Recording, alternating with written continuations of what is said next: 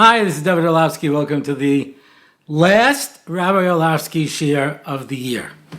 Literally, this is it. It's Mamish Erev Rosh Hashanah. That's when this is coming out. It's Mamish Erev Rosh Hashanah. One more day. You know, it's come across already in the show that, how shall I put it? I'm a work in progress. And there are certain things that just pull me away. Soft spots in my heart that are left over from my misspent youth. One of them is obviously superheroes. And I used to study the genre when I was younger. And what can I tell you? I haven't reached the level of Scheinberg, yeah, in a lot of ways. But there was one where Scheinberg, this was during the 1980s, when there were those playoffs between the Boston Red Sox and the New York Yankees. And the guys were listening to it on the street, some radio somehow, you know, and suddenly they give up a cheer. And Scheinberg says, "What's that?" So he says, "The Yankees just won the pennant." He says, "Every time I hear the Yankees win, I feel good inside." Now he was chosen by the minor leagues to go off and play. He had a tremendous career as a pitcher. He was Lefty Scheinberg. He had, in fact, I met somebody from Torah Vodaas who remembered him as a baseball star. It was kind of ironic when you think about it, but anyway, so he always felt good, yeah, when he heard that the Yankees won. One day I heard this years later, that he made a kiddush. He says he heard the Yankees won and he didn't care. I never made such a kiddush. Yeah, when somebody mentions to me Superman or Batman or one of these things, what can I tell you? It touches me in my misspent youth. You waste your time doing things. There's a major mechanech. He told it to me. I never heard him say it publicly, so I don't know if he wants it now, you know. But he says that his Rebbitzin woke him up in the middle of the night because he was reciting the presidents by heart, which may sound interesting to you, but I could recite who lost in every presidential election. So, Joe the crowd, misspent youth, yeah. So, what can I tell you? When you know what you have to say in order to charge Green Lantern's ring by heart, you know that you really, when other children were growing up memorizing Mishnayos, the Orlofsky home, that's not what they had in mind for me. But so that's one of it. The other area that I always had a weak spot was Broadway music. I was in a camp production of Oliver. I played Fagin, typecasting, because he was a Jew. I mean, I was obviously a wonderful actor. I played Alfred Doolittle in the classroom presentation of Pygmalion. You know, where you just get up and you read the play, but me and the guy who played Henry Higgins, we actually memorized that role and acted it out in front of the class because we clearly had too much time on our hands, right? That was pretty obvious. But I had to go to summer school to finish up one English credit. I was the stage director in Our Town. Also, brilliant role, really critically acclaimed. In the summer school, public school class in Merrick, Long Island. But when we did Julius Caesar, I was given all of the smaller roles. And that worked out fine until I had to do the entire crowd scene myself. This was really a tour de force. And so I got that same role in Macbeth, which was not too bad until I came to the scene where I had to murder myself.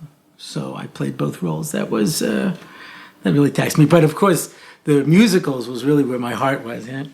So one of the famous musicals, Les Miserables, based on the classic work by Victor Hugo, which I actually read. Not too many people have read it, yeah. But there's this dramatic song that they have when all of the events are coming together, and he sings, "One more day." Whenever I would hear that song, it reminded me of the slicha that we really say on Erev Yom Kippur.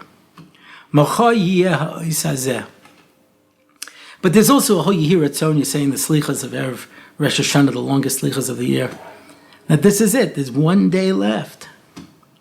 One more day. Yeah. The words themselves. I wanted to make a version of it, to tell you the truth, for the podcast, but I just didn't have the time for it. Yeah. One more day. But the words itself have a certain power. One more day. Another day until my destiny. Till I see what God has in store for me. The angels who know my crime will surely come another time, come what may. Will I live or will I die? The book of life for the departed. Tomorrow we will be in shul with a contrite heart and broken hearted. One more day. That's as far as I got. But the ending, tomorrow is not far away. Tomorrow is the judgment day. Tomorrow we will know what God in heaven has in store. One more dawn, one more day, one day more. Available on iTunes. Well, actually, when you listen to the podcast, you can get this too. Anyway, but there's something about that. This is it. The year is over, and we have to look at a year as a lifetime. Yeah, a shana is a complete unit, and you move on from there. So whatever was is over. This is a brand new year. Who will live and who will die? It's a strange thing, you don't. Nobody likes to focus on this. It's too heavy for us. It's too heavy for us. It's too heavy for us to appreciate that we have consequences, that what we do is important in this world, and that, of course, brings me to our sponsorship for this week. 2 yard sites, 2 days apart. Tzvi Meir ben Rabbi Yehuda and Yisachar Dov ben Mordechai Yosef HaKohen. The neshamas should have an aliyah, the schus of the fact that we're bringing this Torah to so many people. And as a refuah shlema for a very special individual who I hear is on the road to recovery, and he should mamish have a refuah shlema. Yoshua David ben Alta Yenta. And all the chaylim should get healthy, and everybody should have an unbelievable year. But we're mamish at the al hasaf. We're going in. Moments. Rabbi Yehuda Nasi says, Yesh mish mekabo olam haba b'shah achas. Shah achas isn't 1 hour; it's a moment. You get olam haba in a moment. Potential. It was a short story I read when I was in junior high school. I forgot the name of it. It's a famous one. I'm sure all of my fact checkers out there will remind me of the name. But basically, this guy is being hanged, and as he falls, the rope snaps. And everyone's in confusion, and he runs off, and they chase after him, and he's running here, and he's going here, and all his adventures, and then he jumps into the river, and he suddenly feels himself drowning, and it turns out that the rope just tightened around his neck. All of that is what he imagined in the few moments before he died. That a few moments, moment. What we can do. The power to affect this world is not only in maisim and not only in diburim, not only in actions and words, also in machshava. The sheish mitzvah tmidiyos, 6 constant mitzvahs, are basically things you think about. When you go into Rosh Hashanah and you don't really think about this, how many mitzvahs do you do every time you think about a Kodesh Baruch Hu? That's a mitzvah. You're in awe of a Kodesh Baruch Hu. You love a Kodesh Baruch Hu. The sheish mitzvah tmidiyos are things that you just have to think about it. You don't even realize how many times you do that. And those mitzvahs stack up and stack up and stack up and stack up. A moment, it only takes a moment. Hello, Dolly. But the ability to be able to affect things. One day left. Yeah. Tomorrow is the judgment day. One more dawn. One more day. One day more. So I want to give you a thought for Erev Rosh Hashanah, which I think is an important idea. And that's the following. One of the features is that we're going to do Hataras Nedarim. And in some places, they also remove the klolos. People get up and they say, if nidur or a klola or a curse was put on me by Shemayim, it should be mevutal, and everyone says mutalach, mutalach. Everyone helps you annul it. But we set up a little based in. We set up 3 little judges. We take turns, and you stand up and you say, I want to remove any of my nedarim. And people are so loose when it comes to these things. I was speaking about this once in a class, and someone said to me, it's not true, I'm very careful. I said, listen, everybody does this. He says, I swear to you, I don't do it. You know how many times you hear that? Oh, I'm starving. I didn't have anything today. Sure you did. I swear to you, I didn't eat anything today. He says, you had a roll with a coffee for breakfast. Oh, yeah. People don't realize it. I was a camp counselor when I was in Los Angeles in the Hill Day Camp. I had the oldest kids, 5, 6-year-olds, and we were going to Disneyland, which is of course appropriate with 5, 6-year-olds. And the kids are talking, and one kid says, I've been to Disneyland, I think 100 times. The other kid says, I've been there 200 times. And the third kid says, I've been there 1,000,000 times. And he looks at the kids and he goes, I've been there almost 1,000,000 times. So there was a kid there. He was like a Poindexter, you know, those kind of kids with the glasses and the hair parted in the middle, you know what I mean? And reading Socrates, you know what I mean? It was like one of these genius type kids. And he looks over and he says to this kid, even if you went to Disneyland every day of your life from when you were born, you couldn't have gone 1,000,000 times. The kid says, I said almost 1,000,000, okay? Almost 1,000,000. That's a good trick. Because, you know, you meet these little kids and say, how old are you? 8. His mother says, you're not 8. I'm almost 8. You're 4. Yeah, but I'm almost 8. Almost. So people make nedarim. Even if you say, the Gemara says, you know what's a shvuah? You say, yeah, yeah. Yes, yes. No, no. No, no. No, no, no, no, no. Yeah, yeah, for real, yeah. That's a neder. It's a shvuah. People do hanhagas tovas without saying b'li neder. They're not doing anything bad. They're doing good things. But you do a good thing 3 times and it becomes like a neder. And we're not even conscious of it. We're not even conscious. We're not aware of what we do. We're not aware of what we say. People talk and talk.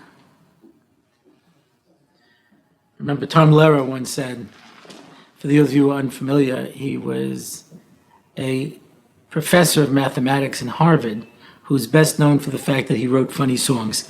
I think that says a lot about our entire society. Anyway, in one of his introductions to his songs, he says, you know, so much of contemporary film and literature is focusing on people who can't communicate. Parents who can't communicate with their children, husbands who can't communicate with their wives. And I feel like if you can't communicate, the least you could do is shut up. we talk and we talk. There's so many words. Rabbi Orlofsky used to say, you ask somebody a question, and they right away start answering. They haven't even worked out what their answer is yet, and they're working it out as they're talking. I learned this because I used to help people. So people would ask me a question that was clearly nonsensical, and I would help them turn it into a real question, and then they would turn around and attack me with it. So I found the most effective way when being challenged. I'm not talking about when you're teaching kids who are trying to figure out how to phrase their questions. I'm talking about if you're being attacked. The most effective thing is to say, what do you mean? What do you mean? And 9 out of 10 times, they don't know what they mean. They're not sure what their question is. Okay, Rabbi, what about animal sacrifices? I said, what about it? No, he hadn't thought it past that. He just knew that whenever he says that to a rabbi, they always go, eh. You know? So what about it? You're killing animals. Are you a vegetarian? No. How do you think they get the meat? They don't go over and say, hey, Elsie, could you spare a rib? Well, I'm not there when it happens. I said, no problem. You can appoint a hit Kohen to take the animal out for you. You don't have to do it. But it's barbaric. It's barbaric. Why? Because barbarians do it. Barbarians eat lunch. Do you eat lunch? Not everything that barbarians do, by definition, is barbaric. Yeah. And suddenly he was stuck. He didn't know what his question was. He just know that he would say it. And I once had somebody say to me, a front person, he raised his hand and says, what about prayer? I said, okay, what about it? Do you mean, why do we have to pray? Because God already knows what we need. Why do we pray in a set form? Why do we pray in Hebrew? Why do we? I don't know.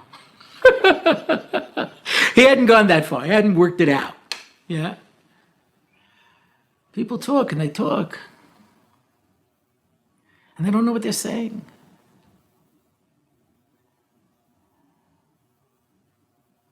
Like a poem poorly written. Yeah. People just talk. And we get lost in all the words. I saw somebody once in Avreich. And I see him sitting going like this. He just, he was sitting waiting for a bus, whatever. Like this. So I said, what are you thinking about?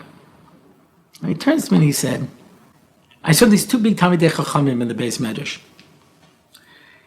And one of them would ask a question, and they would just stop and think about it. They would just think about it. And he says they were sitting there for 20 minutes before either one of them said a word. Thinking about it. We're too busy talking. And that's why when people used to have to write a letter, you took a quill, later you had a pen with a sharp point, you dipped it in an inkwell, you wrote, you had to wait for the ink to dry, you could put a little sand on it or blot it or do something till the ink dried, and that's how you wrote a letter. And then I remember when they had typewriters. You would type it. You make a mistake, you'd put on whiteout. That was it. Then they came up with word processors. And then they came up with email. And they came up with texting. And people don't have time to even write out the words. Right? GR and the number 8. That's great. Yeah. Where are you? R and U. K. People don't have enough time to write OK. Just write K. OK itself is just an abbreviation because Martin Van Buren, who was president after Andrew Jackson, was known as Old Kid of Bunkport. And so that was his nickname. And I must have been made fun of as a kid. But anyway, so he used to sign his letters OK for Old Kid of Bunkport. So now that's already too long for us. Imagine if you'd write Old Kid of Bunkport. We don't have time. You get these messages, they're like a hostage note, That's why every now and then people ask me if I'll make a video. And I wait till we film here. And I have the full accoutrements. In fact, 2 couples came to visit me yesterday. They wanted to come for the show, but they weren't here for the show, And they both just wanted to take their picture in front of the bookcase. This has become a tourist attraction. People are coming from around the world to have their picture taken in front of this bookcase. Anyway, which is kind of sad because it's made out of pasteboard and it's slowly tipping over. I feel it's a little bit like the Rock of Gibraltar is just going to fall over, So,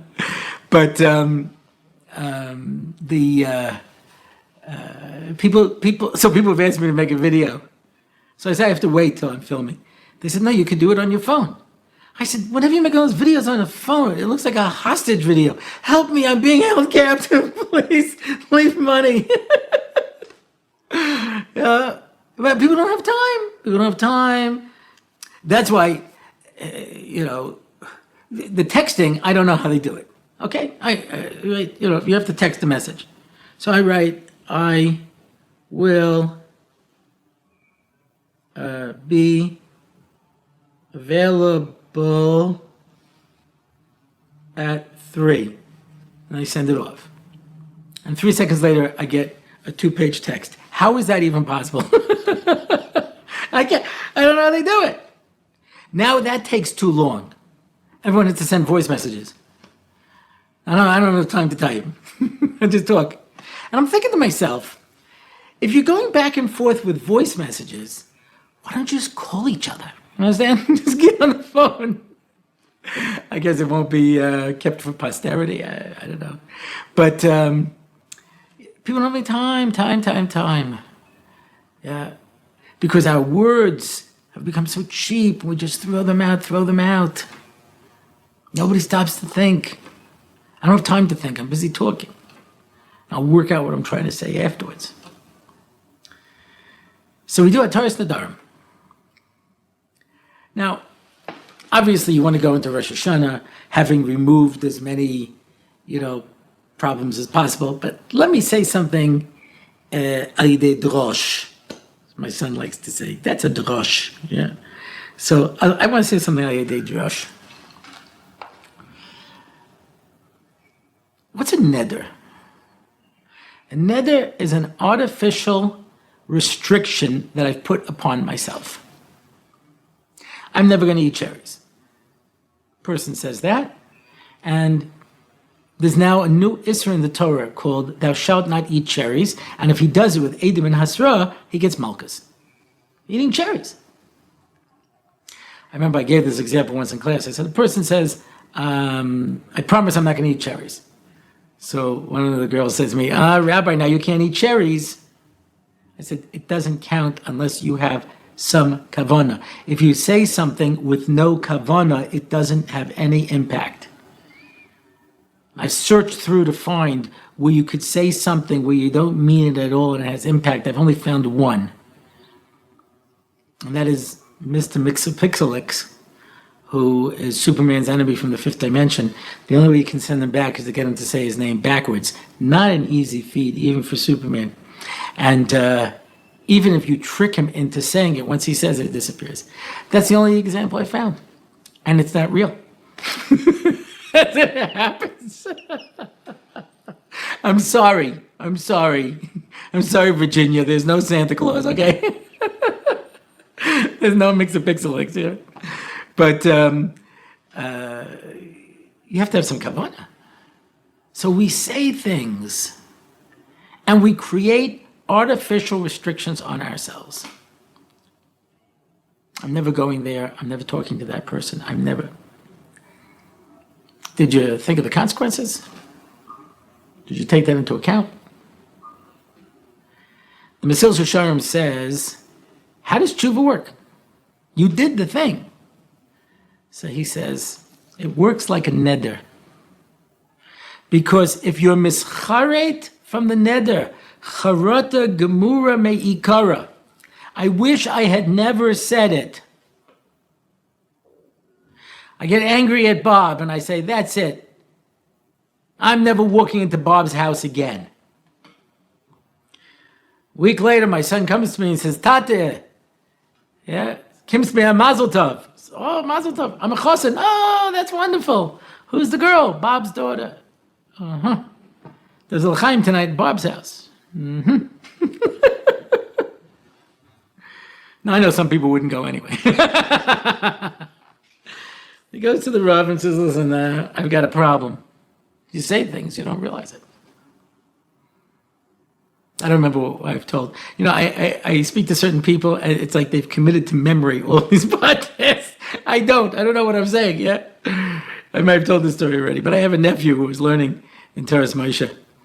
And he says, I had one of those annoying chavrusas, you know, like on Lag BaOmer, he gets up at like 6 o'clock in the morning. He's the first one and goes to the barber, you know, and gets his haircut, you know. So he comes to the first day and he says, you didn't get a haircut? He goes, no, I'm a Nazir.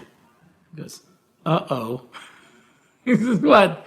He says, you better go speak to the Rosh Hashiva. He says, why? He says, just go speak to the Rosh Hashiva. So he says, to Rabbi Meisman, he goes, I know my friend thinks I should speak to you. He says, why? He goes, I just said I'm a Nazir. Uh-huh. Okay. What's the problem? I'll get back to you on this. In the meantime, don't eat any grapes. Don't eat any raisins. Don't cut your hair. Don't, you don't have any grape juice or wine, you know. Your words have consequences, and we don't realize it. And we create restrictions for ourselves. And we go, and if we have charata gemura and ikara, it doesn't change the fact that I said it. But I changed it into, like I said, I'm never going to eat cherries again. I said the words, but the words are now bereft of any meaning and feeling. It says in Mesil Shasharim, that's how tshuva works. If you can go back and look and have real regret, I'm so sorry I did that. I really feel it.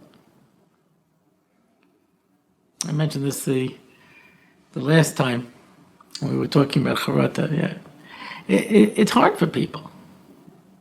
It's hard for people. I was speaking once in a seminary, and these girls were saying, you know, but I am the conclusion of the things that I've done and the decisions I've made. So I've really grown because of it. And I'm a better person for it. There's one nice girl, one of those Adel Madel said this, you know. I said, okay. I said, come, follow with me, okay? Let's go down the rabbit hole, okay? Let's follow this through. Mitzvah Hashem, you get married. She goes, Mitzvah Hashem. Right, get married. Wonderful, nice guy. Oh, wonderful guy. Bento, right? You're married for a bunch of years, and then he confesses to you that he was disloyal to you and that he cheated on you. And you are so hurt. And the two of you go for therapy and you work it out. And now you can trust him again. It was a lapse, and he's sorry, you know, and it'll never, you can be sure it'll never happen again. And then you make the mistake. And you say, honey, when you think about what you did, what's your feeling? And he says, look, I feel so terrible that I hurt you. I can't say that I didn't have a good time. I mean, obviously I had a good time, you know, but that's not the point. The point is that I feel bad that I hurt you. I said, what would you do? And this Adel Madel goes, I would kill him. You understand? You understand? That's what it is. When I look back at things that I've done and I don't regret it, it's only because I don't really think it was a big deal. What's the big deal? Because we don't think it's a big deal, we don't regret it.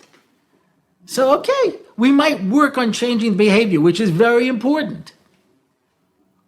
But I don't want to confront that perhaps I've made some mistakes. And if we confronted that we made mistakes, well, it'd be a different world. We're afraid to. Yeah.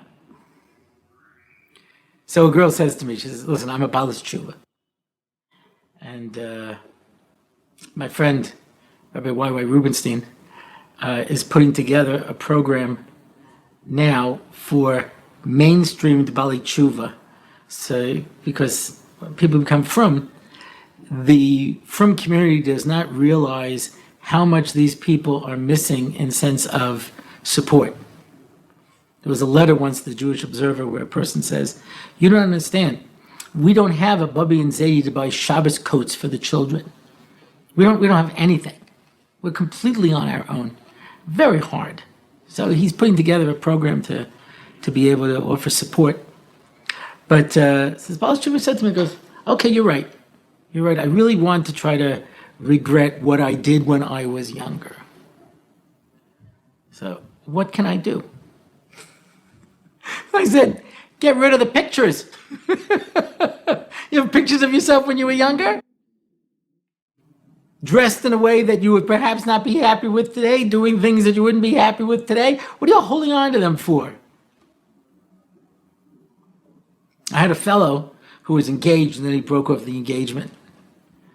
And he dated another girl. He had trouble moving on. I said, give me the letters and the pictures. He says, what letters and pictures? I said, the pictures of the two of you together and the letters that she wrote you. Give them to me. And so first he went with plausible deniability, and then he says, I don't know if I can. I said, then I will not destroy them. I will keep them in an envelope in my shelf. They're still there to this day. Yeah. He's married, she's married, everybody's happy, but he didn't tell me to get rid of them. At least get rid of the pictures. At least don't hold on to the things that remind you. We have that, that little smile. Oh yeah, I remember. That's at some level we gotta look at it. So Hataras Nedarim, I think, helps to free us from the self-imposed restrictions that we've created for ourselves. I saw a sign once that said, argue your limitations and they're yours. I would have kids who wanted to come back for a Shana Bet. They said, my parents said no. I said, okay. He says, no, I really want to come back. So I said, listen closely. If you really believe you're going to come back, you'll come back. But if you tell me I'm not going to come back, you're for sure not going to come back. And every now and then a kid would say, I'm sure I'm not going to come back. I said, then don't fight. What's the point? You already know the outcome. You know the conclusion.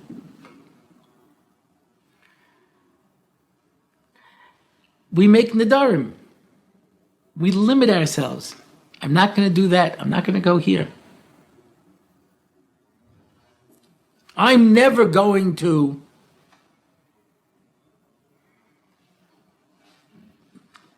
That locks us in. We do a Hataras Nedarim, we say, I'm open to all possibilities. Tomorrow is the judgment day.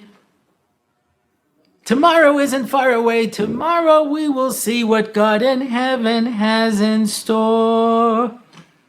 One more dawn. One more day. One day more. Don't limit yourself. Dream your dreams. Kodesh Baruch Hu can do anything. You can make this year be whatever year you want. Emetz Hashem, for all of us and for all of Klal Yisrael, we should all be zeicher to a chesiva, a chasima taiva, a good gebench diyar. Thank you for watching. Thank you for listening.